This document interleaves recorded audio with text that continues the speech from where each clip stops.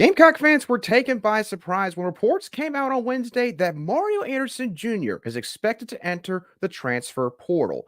What should we all make of it? We'll dive into that and more on today's Locked On Gamecocks. You are Locked On Gamecocks, your daily podcast on the South Carolina Gamecocks, part of the Locked On Podcast Network, your team every day.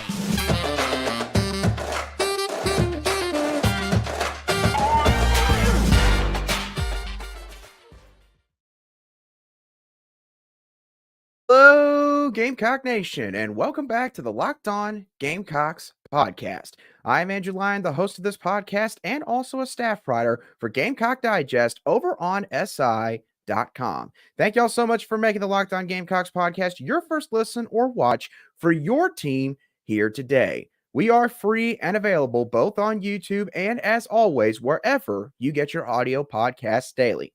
Today's episode is brought to you by FanDuel Sportsbook. Make every moment more right now as new customers can get $150 in bonus bets with any winning $5 money line bet. That's $150 if your team wins.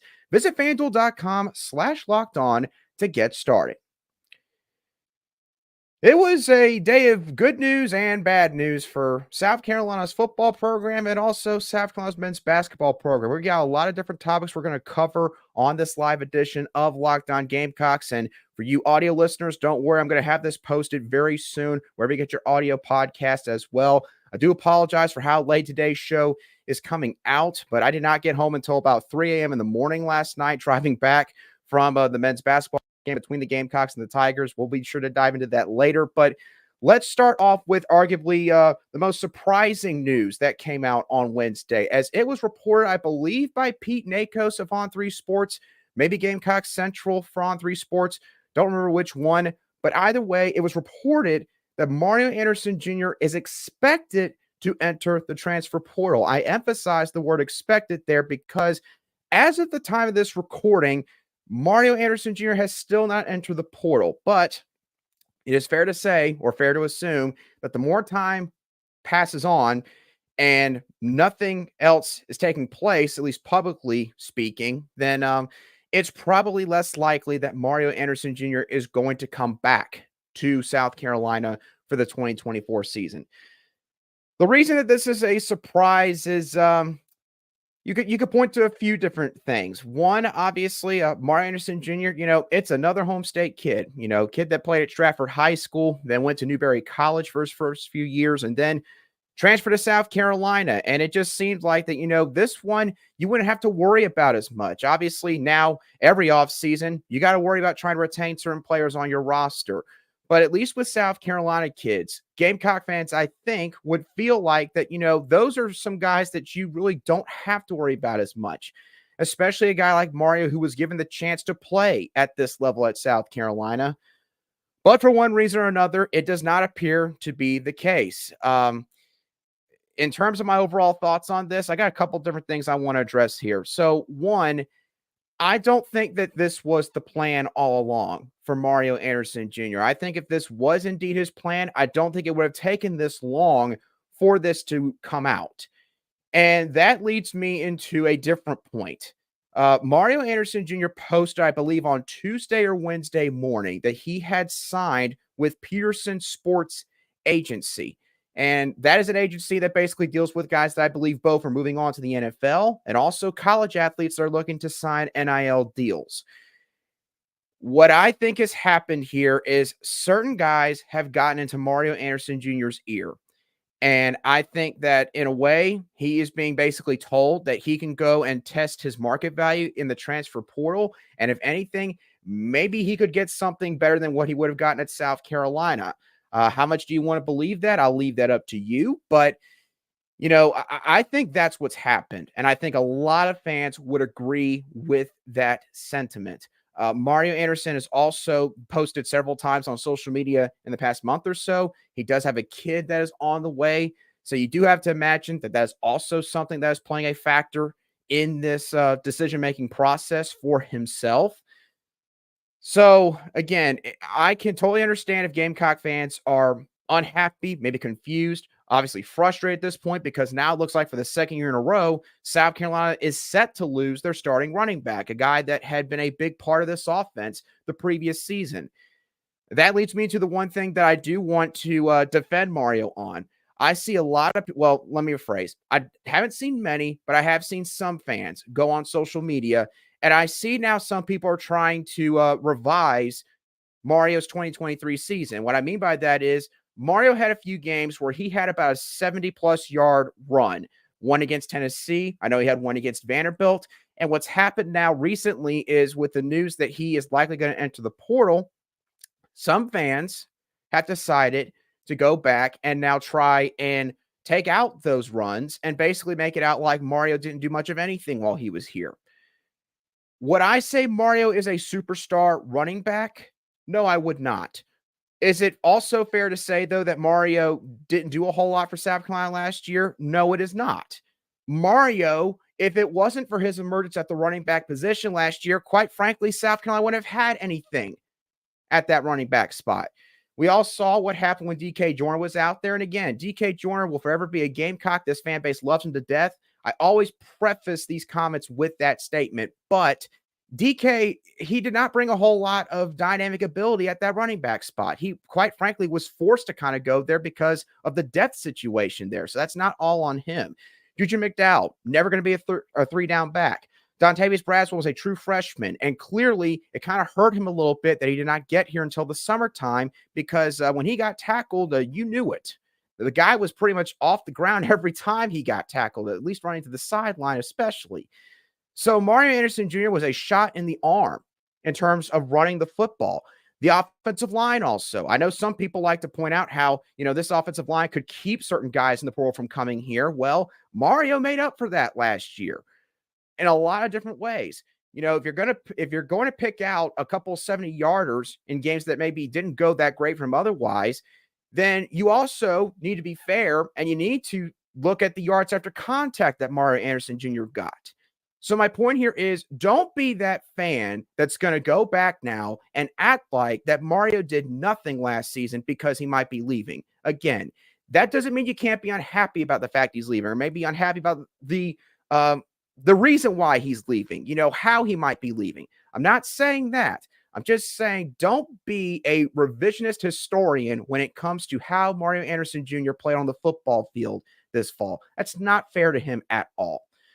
So overall, I just think that this is a very fishy situation all around. I do. And I don't think it is really from Mario Anderson Jr.'s side of things. I think that it is from other people who, quite frankly, are giving him advice that I'll just say is questionable. And I'm going to leave it at that. Do I see Mario Anderson Jr. coming back to South Carolina? Again, as of this point in time, the more time goes on, and we don't hear any more news about it, it seems a lot less likely that Mario Anderson Jr. will be back in Columbia. And that is unfortunate because Mario Anderson Jr. with what I think will be a better offensive line next year, a quarterback that can truly run as a pure dual threat, and also more running back help as of this very moment. And, you could get a guy like Daniel Hill added to this class. You could make the argument Mario Anderson Jr., if he stays here, would have had a lot more help next year. The offensive line being better, the tight end room, Joshua Simon being the full-time starter. Maybe get a guy like Tyler Neville from Harvard in there, one of the highest-rated blocking tight ends in all college football this past season. A lot of opportunity here, but again, that's where I think that somebody's gotten in his ear and they've said something compelling enough that has caused a change in course in terms of the decision-making process here. So I'm going to leave it there with the Mario Anderson Jr. conversation, but it wasn't all bad news for Shane Beamer and the Gamecocks on Wednesday, as it was also reported that the Gamecocks are going to be hosting one of the most talented running back prospects that has already officially entered the transfer portal in Raheim Rocket Sanders from Arkansas. What should we make of that news? We'll touch on that in just a few moments right here on Locked On Gamecocks.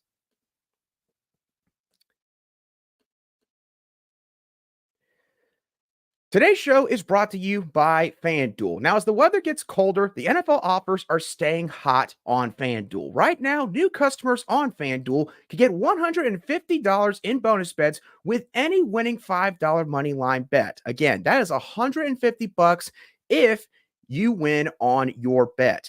Sunday Night Football has got a really good matchup this coming weekend in the NFL as the Philadelphia Eagles are playing another big-time matchup, traveling on the road this time to take on their heated rivals in the Dallas Cowboys. The money line for the Eagles is set at plus 160, and the money line for the Cowboys is set at minus 190.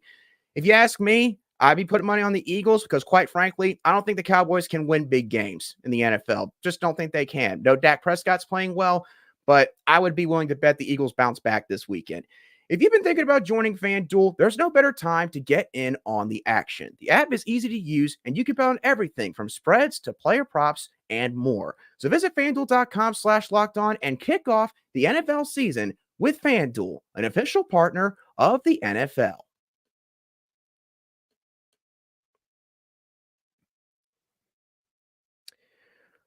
Welcome back to this Thursday edition of the Locked On Gamecocks podcast, where we cover your South Carolina Gamecocks every single day. And as always, a really big thank you to each and every one of you everydayers who make the Locked On Gamecocks podcast your first watch on YouTube or your first listen wherever you get your audio podcasts daily. All right, let's quickly touch on Raheim Rocket Sanders. It was reported on Wednesday afternoon, heading into the evening time, that Rocket Sanders will be making an official visit to South Carolina this upcoming weekend. So what does that tell us? Well, that confirms to everybody pretty much that there is legitimate mutual interest here between Rocket Sanders and South Carolina. So I think it's a big deal for South Carolina that they're going to get the first crack here at trying to, make their pitch to Rocket Sanders. And you have to imagine that Rocket Sanders, look, he's already been around the block before with his high school recruitment. So this time around, he'll be looking for a variety of different things. He's not going to maybe be wowed by just the facilities and whatnot. He's going to be looking at, what kind of offense are y'all running? What's going to be around me?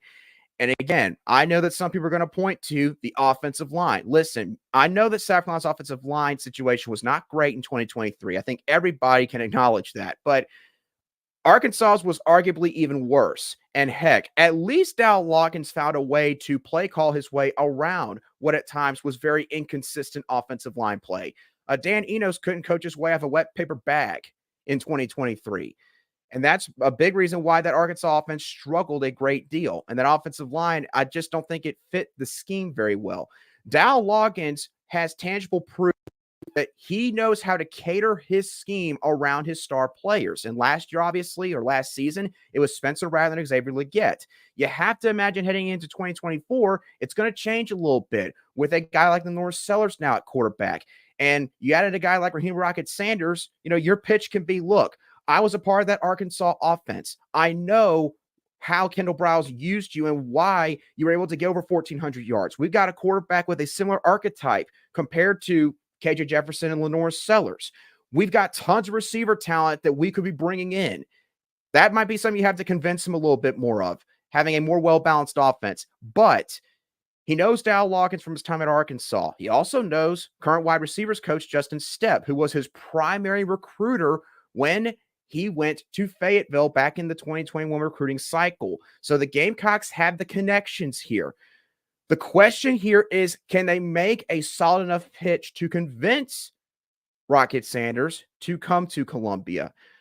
I would have to imagine that Rocket Sanders is not going to be one of those guys that just makes one visit and then calls off the recruiting process. If he does, that's a massive credit to the coaching staff.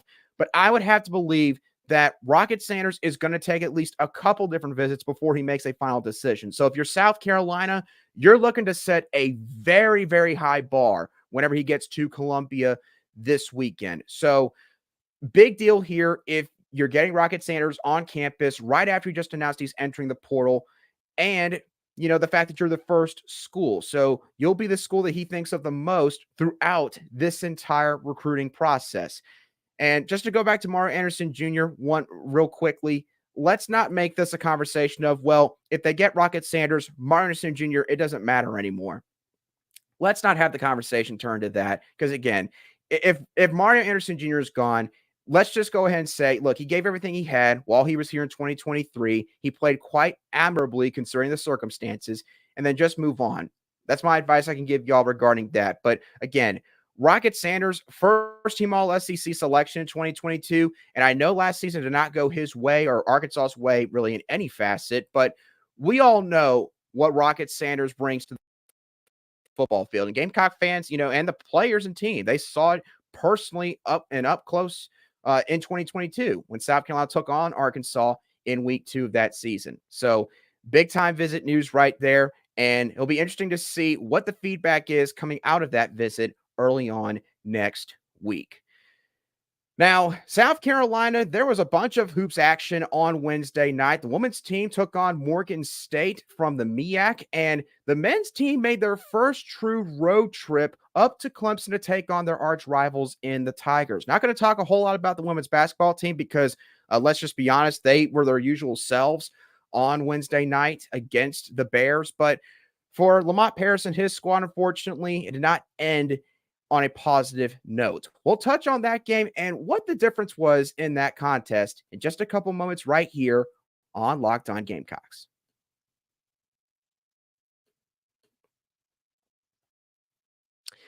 Today's show is also brought to you by Prize Picks. Prize Picks is great because it is really simple and easy to play. For those of you who have not used Prize Picks yet, all you got to do when you sign up is pick anywhere from 2 to 6 athletes from a variety of different sports and or teams.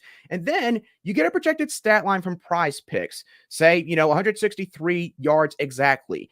And you just have to say whether or not they're going to go more than or less than that projected stat line. So I got 2 picks for y'all this week. The New England Patriots and the Pittsburgh Steelers are set to take the field later this evening on Thursday Night Football. And I think it's going to be an absolute rock fight. I don't think both quarterbacks are going to play very well here. I think Bailey Zappi is going to throw for less than 163.5 passing yards for the Patriots. And I think Mitchell Trubisky is going to throw for less than 183.5 passing yards for the Steelers. If you agree with my picks, or maybe you want to check out some other games and players, go to prizepicks.com/lockedoncollege and use code LOCKEDONCollege for your first deposit match up to $100. Again, that's prizepicks.com/lockedoncollege and promo code LOCKEDONCollege for a first deposit match up to $100. Prize Picks, daily fantasy sports made easy.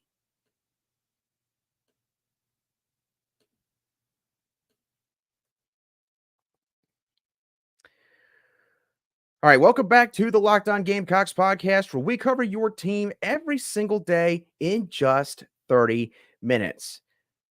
Lamont Paris and the South Carolina Gamecocks, they had their chances on Wednesday night. They had a golden opportunity to get what would have been by far their biggest win of the season to date on the road against their arch rivals, nonetheless, and the number 24 ranked Clemson Tigers. But unfortunately, things just fell apart in the second half. I believe around the 15-minute mark, the Gamecocks had an 11-point lead. They were up 44-33, and it kind of seemed like that South Carolina was just one decent scoring run away from possibly putting the game out of reach, because up to that point, admittedly, it had been a pretty solid back and forth affair, but Clemson had struggled to convert on their opportunities offensively. The Gamecocks were playing good defense. That was a big reason why that was the case.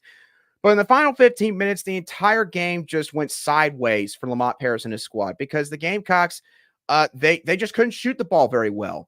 You go back and look at the box score, Michi Johnson was the only guy really last night that shot the ball efficiently from the floor. I believe that BJ Mack was like 3 of 13 from the field, scored maybe around 10 points, but a lot of that was due to his free throw shots that he got. Miles Studi just had another, unfortunately bad outing, just could not hit the hoop at all. And then a guy like Jacoby Wright, who typically is a very reliable 6th or 7th man off the bench, he didn't score a point. At least he didn't score a basket. He was 0 for 5 from the field. So the simple way of putting it when it comes to this loss is that Michi Johnson had to dang near be Superman for South Carolina, offensively speaking, and his shooting was what kept him in this basketball game. At the same time, you go to the defensive end, and South Carolina, sure, they had some lapses, especially in the paint. They had a couple breakdowns in the second half that led to PJ Hall and Ian Shiflin getting some really good shot opportunities right around the basket area. But really and truthfully, Clemson, they just started to make a lot more shots. Chauncey Wiggins for them, I know, had a career high 15 points, hit a couple big time 3-pointers. Joe Girard, who, credit to Michi Johnson, he kept him in check for pretty much the entire ball game. He had a 1 or 2 minute stretch where he did a couple of contested shots. Clemson just started finding the hoop a lot more, and South Carolina, they just went cold at the wrong time. And then even late in the game, a few minutes to go, they still got some open shots, and they got to the free throw line several times. But Carolina just could not convert. And that's what really lost them the game. Offensive rebounds that Ian Shiflin got for the Clemson Tigers. I said going into this game, I was worried about rebounding. And I had to give the Gamecocks credit. They really held strong in that department for the majority of the contest. But again, when it mattered the most, the Tigers, they got enough rebounds to where it helped them ice that game. And you could kind of tell, if you watched Lamont Paris' post-game press conference, you could kind of just see it with the way he was talking and sort of through his facial expression. Although Lamont usually is pretty even keel, you could tell that he was a touch dejected by this loss, that he really felt like that, the team kind of let this one get away, that they had their chance to win this game. And I know that some national guys and gals have been giving South Carolina credit for keeping this one close and really bringing the fight to Clemson. Because again, whether you want to admit it or not, this is a very good Clemson men's basketball team. They went into Tuscaloosa and beat Alabama head-to-head. They're undefeated right now. They were ranked for a reason coming into this game. Nearly made it to the NCAA tournament last year. And they've got a lot of veterans. PJ Hall's been there for like 5-6 years, it feels like, at this point. So South Carolina, you can take some solace in the fact that, look, you had your chance to win this game. But as Lamont sort of told one of the reporters when asked about, if he takes more solace in the fact that it was close or not, he said, we came here to win a game. We came here to win a game, and they weren't able to get it done. So obviously, I know that this one stings for Gamecock fans, especially because of the fact that it happened against Clemson. But I would still say you can take some good things from this game. If you can just get some more offensive output from 1 or 2 guys. Because Michi Johnson's shown at this point, he is a guy that every single opponent the rest of the season is going to have to worry about, okay? Doesn't matter who you got on your team. Clemson is going to probably be in the NCAA tournament this year. They could not stop Michi Johnson, okay? BJ Mack had an off night. That is where you got to have a third guy that can show up enough to where if one of those 2 guys just is having an off night shooting the basketball, it gets offset. And that just did not happen for South Carolina on Wednesday night. Again, Miles Stute, I think it's fair to say right now, he's definitely in a bit of a slump. Every point or basket that he is getting, it seems like he's having to just absolutely fight and scrap to earn right now. And I'm sure he's not used to that, especially a guy like him that can shoot the lights out when he is on, especially from behind the 3-point line. And then Jacoby Wright, again, typically Wright is a very valuable 6th man off the bench offensively. He's got some moves and a mid-range game in his offensive arsenal, but it just wasn't falling for him on Wednesday night. So I think that it's fair to say that, look, you got to give some credit to Clemson because they did make some plays late in that game and South Carolina just didn't. But at the same time, you dang near won that game and you had a very off night from multiple guys that usually play better than how they played on Wednesday. So if you're Lamont Paris in this team, look, you got a road game coming against East Carolina. What you have to now try to prevent is letting that loss become 2 losses. You cannot let the emotions of last night's game carry over into Saturday afternoon's game because East Carolina, I've not looked at them too much yet, but I have heard that is a solid team right now based on their record. They've won a few games in a row, so they've got some momentum coming into that game. And hey, South Carolina lost to East Carolina last year in non-conference play. Now they got to go play them at their place. So that place is going to be packed. They're going to be rocking. They're going to try to bring it to South Carolina. And they're going to have confidence that they can do it as well. I think South Carolina can take care of business without having looked at their stats yet, as long as they don't let the emotional mental letdown from Wednesday night carry over into the weekend. So that's my overall thoughts on the men's basketball team and their first loss of the season from Wednesday night against Clemson. With that being said, that's going to do it for today's edition of the Locked On Gamecocks podcast. I hope that y'all thoroughly enjoyed today's show, as always. What are your thoughts on Mario Anderson Jr. entering the portal? What are your thoughts on the reports that Rocket Sanders will be visiting Columbia this weekend? And what are your thoughts on the men's basketball team's loss to Clemson on Wednesday night and what they could take away from that game moving forward? Let me know your thoughts down below in the comments section if you watch today's show on YouTube or you can shoot me a direct message on Twitter at @ALion_SC if you listen to today's show on an audio podcast app. And as far as a Friday show is concerned, y'all, I'm just going to go and tell you right now, probably not going to come out at the usual time that I tried to have it come out, which is 7 a.m. Eastern Standard Time on YouTube and early in the morning on your audio podcast apps. I think we're going to try to have a guest on, and we're going to talk about some of the guys that are going to be coming into Columbia on visits this weekend and sort of maybe rank them, see which guys South Carolina would love to land by the time this weekend has concluded. So I think that's going to be the plan for Friday. So be on the lookout for that. But I will be sure to let y'all know through my socials and on YouTube. Again, thank y'all for tuning in. Have a great rest of your Thursday, and I'll be sure to catch y'all on the next show of the Locked On Gamecocks podcast.